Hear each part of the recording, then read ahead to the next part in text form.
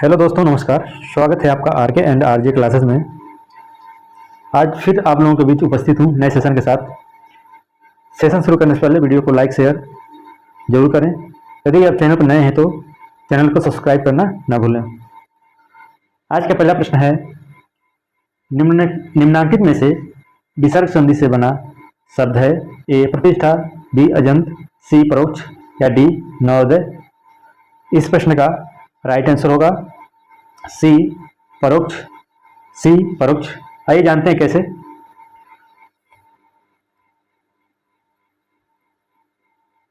पर और अच दोनों मिलकर परोक्ष बनाते हैं, परोक्ष बनते हैं।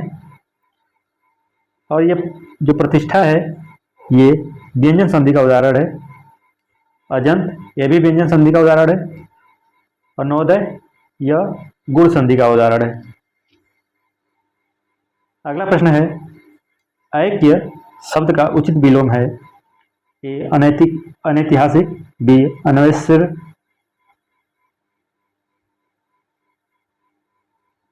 ए अनैतिहासिक, बी अनैश्वर्य, सी अनैच्छिक या डी अनैक्य। इस प्रश्न का सही उत्तर होगा डी अनैक्य। ऐक्य का विलोम अनैक्य। साथ साथ बाकी ऑप्शनों के विलोम को जान लेते हैं। इनका विलोम क्या होगा। अनैतिहासिक का विलोम ऐतिहासिक, अनैश्वर्य का विलोम ऐश्वर्य, अनैच्छिक का विलोम ऐच्छिक। अगला प्रश्न, निम्नलिखित में से यमुना का पर्यायवाची शब्द नहीं है। यमुना का पर्यायवाची शब्द नहीं है। ए कालिंदी, बी अर्कजा, सी कृष्णा, डी कुलंकषा। दोस्तों, कालिंदी, अर्कजा और कृष्णा ये तीनों यमुना के उदाहरण हैं, जबकि डी कुलंकषा यह उदाहरण है नदी का उदाहरण है। ये किसका उदाहरण है? नदी का। यानी कि ऑप्शन नंबर डी सही है। अगला प्रश्न, अपहृत शब्द के लिए उचित वाक्यांश होगा ए जो बिना मांगे मिल जाए, बी नजदीक आने वाला, सी जिस वस्त्र को पहना न गया हो, जिस वस्त्र को पहना न गया हो, डी जिस पर अनुग्रह किया गया हो। इस प्रश्न का सही उत्तर होगा सी जिस वस्त्र को पहना न गया हो उसे कहते हैं अपहृत।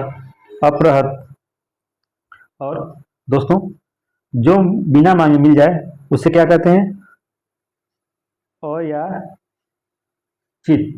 अयाचित। और जो नजदीक आने वाला हो उसे अभिगामी कहते हैं। जिस पर अनुग्रह किया गया हो उसे अनुगृहित कहते हैं। अनुगृहित। अगला प्रश्न, निम्नलिखित में से किस वाक्य में लिंग संबंधी अशुद्धि है? ए सत्य बोलना उसकी आदत थी, बी वह स्त्री नहीं मूर्तिमंत करुणा है, सी बुआ जी आप क्या कर रही हैं, या डी आत्मा अमर होती है। इस प्रश्न का सही उत्तर होगा बी वह स्त्री नहीं मूर्तिमंत करुणा है। इसमें लिंग संबंधी अशुद्धि है। यह कैसे? जो मूर्तिमंत शब्द है यह पुरुषों के लिए प्रयोग किया जाता है।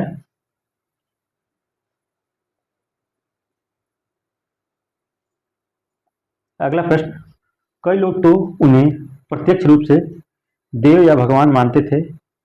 रेखांकित शब्द का आशय होता है, यानी कि प्रत्यक्ष का आशय अर्थ क्या होगा? ए अक्षी आंख के आगे, बी प्रत्येक आंख, सी अक्षी के परे या डी उपयुक्त सभी। दोस्तों, इस प्रश्न का सही उत्तर होगा ए अक्षी या आंख के आगे, यानी कि जो हमारे सामने है उसे हम प्रत्यक्ष कहते हैं, जिसको हम देख सकते हैं।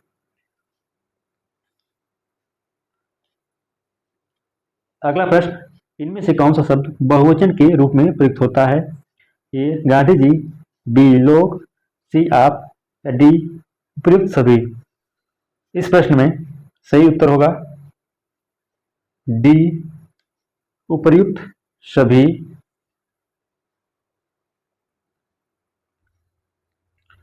आप लोग सोच रहे होंगे ये सभी ऑप्शन कैसे सही हो सकते हैं। लोग पिछले सेशन में जाने अगर वीडियो देखे होंगे पिछले सेशन का, उसमें यह प्रश्न था।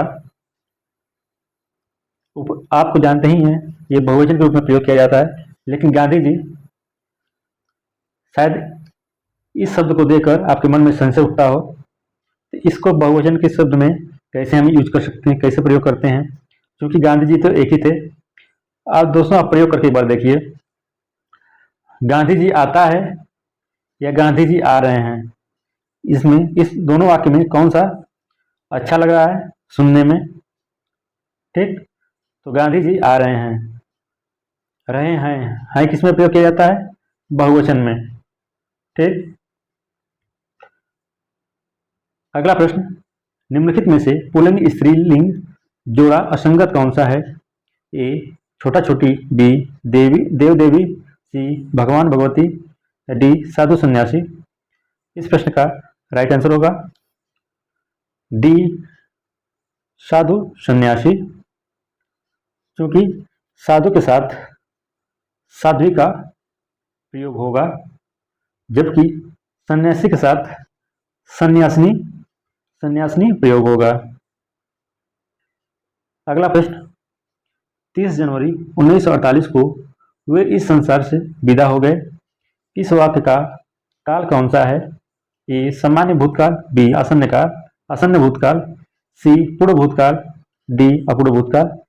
इस प्रश्न का सही उत्तर होगा ए सामान्य भूतकाल। दोस्तों सामान्य भूतकाल किसे कहते हैं, जिससे क्रिया के व्यापार के बीते हुए समय में समाप्त होने की सामान्य सूचना मिलती है, उसे हम सामान्य भूतकाल कहते हैं। अगला प्रश्न, वे वृद्ध होते हुए भी मन से युवा थे। रेखांकित शब्द में कौन सी संज्ञा है। ए जातिवाचक संज्ञा, बी भाववाचक संज्ञा, सी व्यक्तिवाचक संज्ञा, या डी उपयुक्त में से कोई नहीं। इस प्रश्न का सही उत्तर होगा ए जातिवाचक संज्ञा। वृद्ध जातिवाचक संज्ञा है, अब यहीं पर इसको वृद्धा बना दिया जाए तो यह भाववाचक संज्ञा हो जाएगा। अगला प्रश्न, संयोग का विलोम शब्द है। ए मिलाप, बी वियोग, सी संगम, या डी लगाव। इस प्रश्न का उत्तर आप लोग भली भांति जानते होंगे। इस प्रश्न का सही उत्तर होगा बी वियोग। संयोग का विलोम वियोग। अगला प्रश्न, इनमें से किस शब्द में एक प्रत्यय का प्रयोग नहीं हुआ है। ये कौटुंबिक, सी सामूहिक, सी सामाजिक, या डी अत्यधिक। दोस्तों इस प्रश्न का सही उत्तर होगा डी अत्यधिक। बाकी इन तीनों ऑप्शनों में एक प्रत्यय का प्रयोग हुआ है।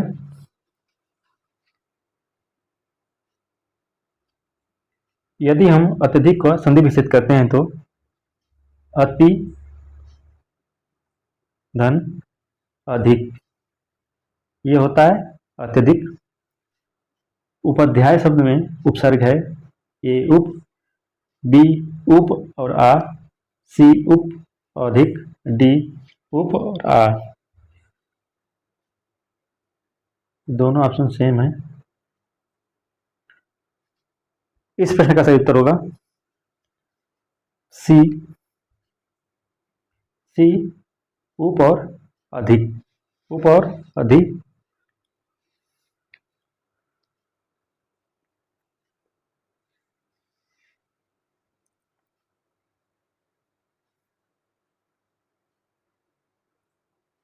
अगला प्रश्न, गांधी जी स्वयं भी सामूहिक रसोई घर में भोजन करते थे। रेखांकित पद में समास कौन सा है, यानी कि रसोई घर में कौन सा समास है। ये संप्रदाय तत्पुरुष समास, बी संबंध तत्पुरुष समास, या सी कर्मधारय समास, डी अधिकरण तत्पुरुष समास।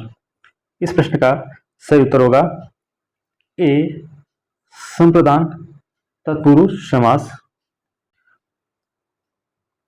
संप्रदान तत्पुरुष समास। रसोई के लिए घर समास का दूसरा पद प्रधान होता है। रचना की दृष्टि से रसोई घर यौगिक शब्द है।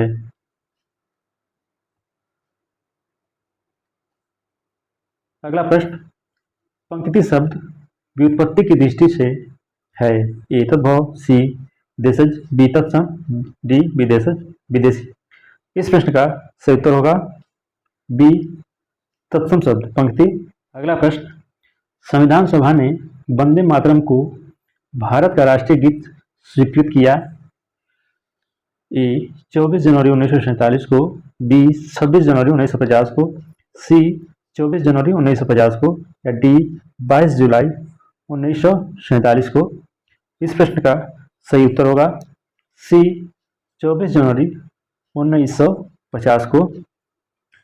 दोस्तों, संविधान सभा ने 24 जनवरी 1950 को वंदे मातरम को भारत का राष्ट्रीय गीत स्वीकृत किया। तो ये वंदे मातरम गीत एक उपन्यास है जिसका नाम है आनंद मठ। किसने लिखा था आनंद मठ को? बंकिम चंद्र चट्टोपाध्याय जी ने इसे लिखा था, और इसे लिखा था बांग्ला भाषा में 1882 में।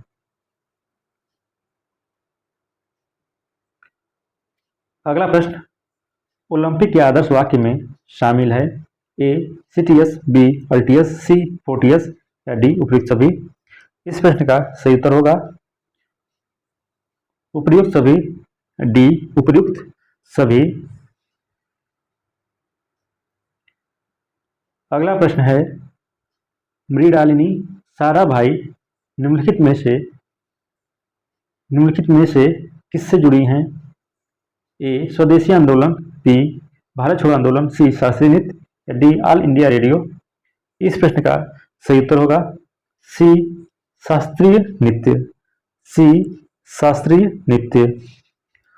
मृणालिनी साराभाई एक भारतीय शास्त्रीय नर्तक और कोरियोग्राफर और प्रशिक्षक थी। अगला प्रश्न है, विश्व कंप्यूटर साक्षरता दिवस कब मनाया जाता है?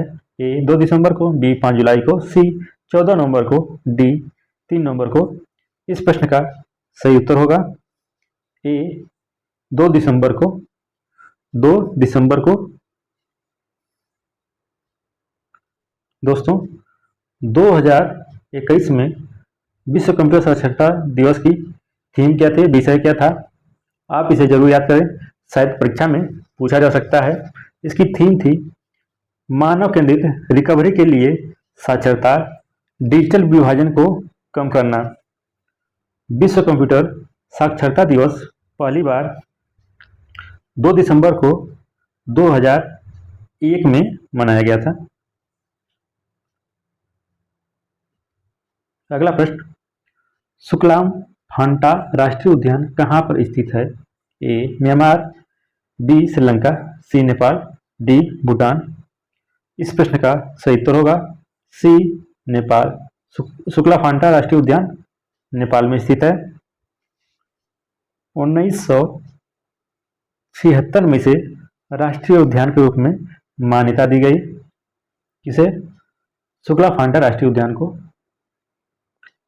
अगला प्रश्न, इंडियन ब्यूरो ऑफ माइंस का मुख्यालय अवस्थित है। ए रांची, बी मैसूर, सी नागपुर, डी अहमदाबाद। इस प्रश्न का सही उत्तर होगा सी नागपुर, सी नागपुर। दोस्तों, इसकी स्थापना राष्ट्रीय खनिज नीति सम्मेलन की सिफारिशों के आधार पर की गई। कब की गई? 1 मार्च 1948 को।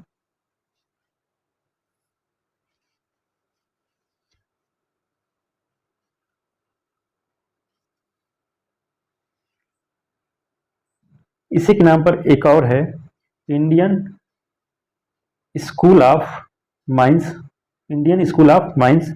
इसकी स्थापना 1926 में की गई और इसका मुख्यालय कहाँ है? इंडियन स्कूल ऑफ माइंस की, तो वो है धनबाद में।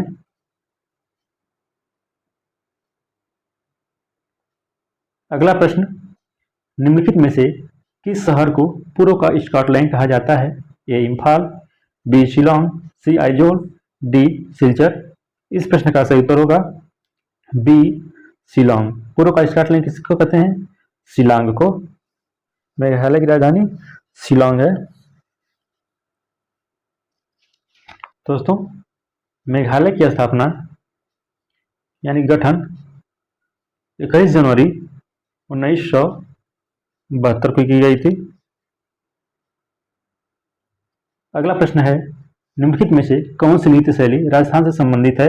ए छऊ, बी लावणी, सी जात्रा, डी कलबेलिया। इस प्रश्न का सही उत्तर होगा डी कालबेलिया। डी कालबेलिया।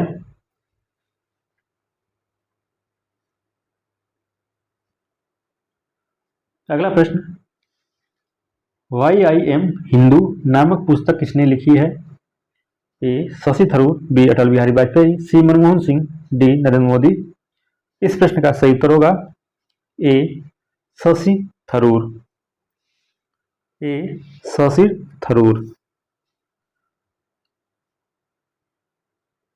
आज का अंतिम प्रश्न, 1977-1979 के बीच भारत के उप प्रधानमंत्री थे?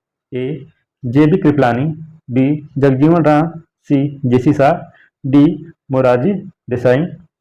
इस प्रश्न का सही उत्तर होगा बी जगजीवन राम। पी जगजीवन राम। दोस्तों, ये 1967 से 70 तक मध्य खाद्य और कृषि मंत्री के रूप में कार्य किया और 1970 में रक्षा मंत्री बनाए गए। दोस्तों, आज के लिए इतना ही। मिलते हैं फिर अगले सेशन में। धन्यवाद।